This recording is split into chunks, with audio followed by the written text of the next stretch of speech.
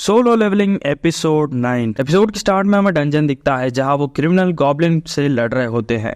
वो उन गॉब्लिन को आसानी से हरा देते हैं, जहां सारे लोग देखते हैं कि संजिन वो भी उन गॉब्लिन को आसानी से मार पा रहा है, जिसे देखकर वो लोग कहते हैं कि संजिन वो भी अभी स्ट्रांग बन चुका है। जहां जब वो डंजन के अंदर जाते हैं तो उन्हें 3 रास्ते दिखते हैं, जहां वो बी-रैंक हंटर कहता है कि हमें अलग टीम में डिवाइड होकर इन रास्तों में जाना चाहिए। ये रिस्की जरूर हो सकता है, पर इससे डंजन जो है जल्दी क्लियर हो जाएगा।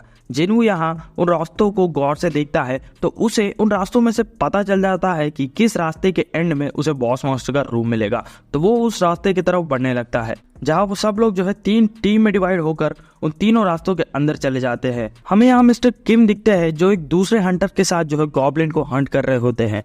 मिस्टर किम यहाँ कहते हैं कि हमें जिन्हू से अपोलोजाइज कर लेना चाहिए। वो कहते हैं कि जैसे ही ये रेड खत्म होगा तो वो जिन्हू के पास जाकर उससे माफी मांग लेंगे।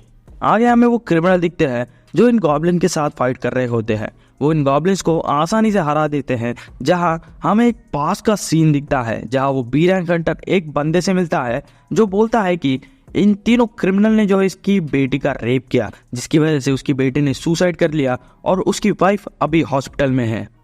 और वो उस बी-रैंक हंटर को पैसे देता है और कहता है कि तुम इन तीनों क्रिमिनल को वहां पर मार दो। हमें यहाँ प्रेजेंट दिखता है जहां वो बी-रैंक हंटर उन क्रिमिनल को देख के कहता है कि मैं हंटर एसोसिएशन से ये कहूंगा कि इन लोगों ने 100 गॉब्लिन का सामना किया था। आगे हमें मिस्टर किम दिखता है जो यहाँ एक गलत रास्ते पे पहुंच चुका है, जहां उसे उन क्रिमिनल की लाशें दिख रही होती है और साथ ही साथ उसे जो है वो बी-रैंक हंटर दिखता है जो एक क्रिमिनल को पकड़ रखा है।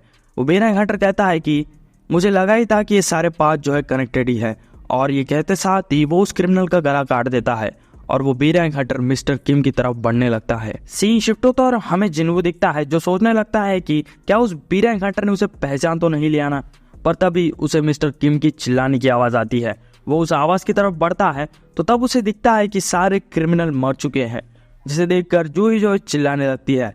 वहां उसे मिस्टर किम भी बहुत ही घायल हालत में दिखता है, जिसे देखकर जिन्हू जूही से कहता है कि उसे हील करो। जहाँ मिस्टर किम अपने लास्ट मोमेंट में जिन्हू से अपोलोजाइज करने लगता है।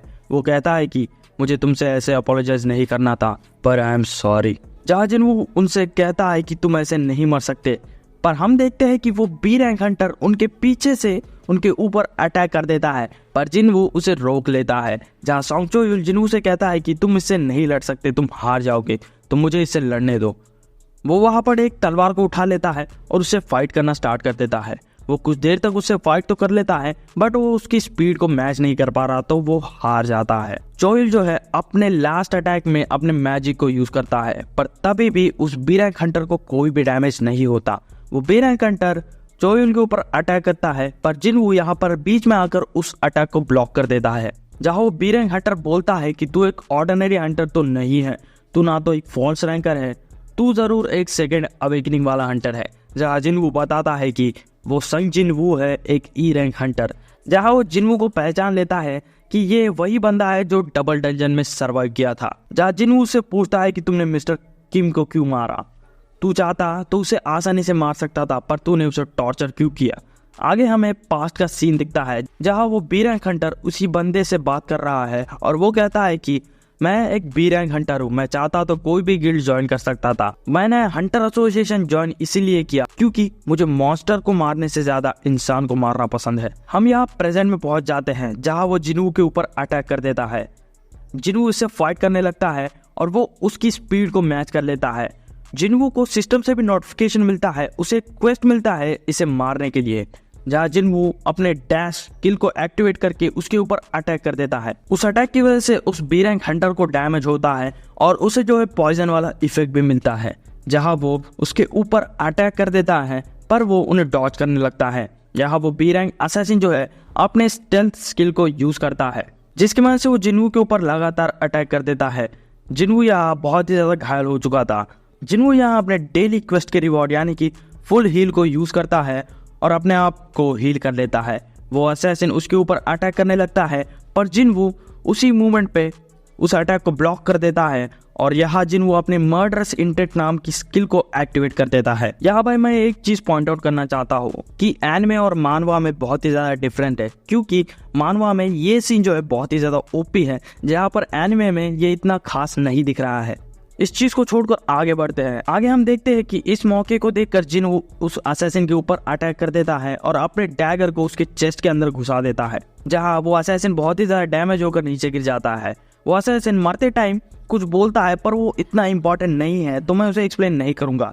जहां जिनवू को इस क्वेस्ट को कंप्लीट करने के लिए कुछ रिवॉर्ड भी मिलते हैं। वहीं पर बाकी जितने भी सर्वाइवर है वो जिनवू को थैंक यू कहते हैं। जिनवू यहाँ इस डंजन के बॉस को अकेले मारने चला जाता है। आगे हम देखते हैं कि वो लोग बाहर आ चुके हैं, जहां उनसे वो जिन चॉयल मिलने आता है जो पूछता है कि उस बी रैंक असैसिन को किसने मारा। तो सोंग चियूल सामने आकर कहता है कि मैंने उस बी रैंक हंटर को मारा है। आगे हमें 3 घंटे बाद का सीन दिखता है, जहां पर जिस बंदे ने उस असैसिन को पैसे दिए थे उसने पुलिस को सरेंडर कर चुका है, जिसकी वजह से ये केस जो है अभी सॉल्व हो चुका है। हम यहाँ जूही और जिनवू को देखते हैं, जहाँ जूही जिनवू को एक क्रिस्टल देती है, जिसे देखकर हमें पता चल जाता है कि ये क्रिस्टल जो है वही है जिसे जिनवू ने डबल डंजन में जूही को दिया था। और यहीं पर एपिसोड 9 जो है एंड हो जाता है।